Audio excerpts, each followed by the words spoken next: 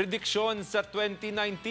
Mangin mabinungaon kag mainuswagon daw ang syudad sang Iloilo suno sa fortune teller. Ining gintutukan ni Zen Kilantang. Sa pagsulod sang bagong tuig o ng Year of the Pig sa Chinese calendar, magasulod man ang madamo nga mga bugay sa nagkalain-lain nga area sang kabuhi sang tao, inisuno sa fortune teller nga si Gloria Shozan Vela.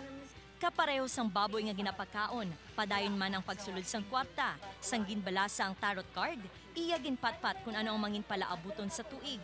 Mangin mainuswago ng syudad, ilabi na nga mas madamo nga mga turista kag dumuluong ang mga bisita. Bangod sa mga dalagkuan nga aktibidad, nga pagahiwaton diri sa Iloilo, sa diin magadala sang maayo sa ekonomiya sang syudad kag sa rehiyon. Mga affair diri sa Iloilo, good.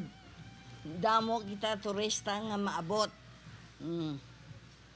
Kada sa mga tao sa mga turista nagabuligid sa aton diri nga syudad. Mangin masandukot man ang patag sang politika, sa diin ang magadaog amo ang politiko nga madasig nga magbulig sa tao. Mayo man sila nga mga tao, gabulig man sa aton. Kung ano ang kalataan sa aton nga banwa, hindi ba? May mga sirkumstansya kag trahedya man nga mag-aabot subong nga tuig, apang ini ang malampuasan sa mga pumuluyo kag mahapos nga makabangon. Ang mga ginbunag sa Year of the Pig ang mangin maswerte sini nga tuig.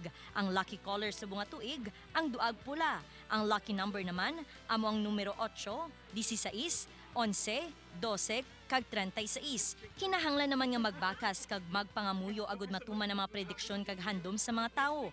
Inibangod na kasandig ang kapalaran sang isa ka tawo sa iya paghimakas sa kabuhi.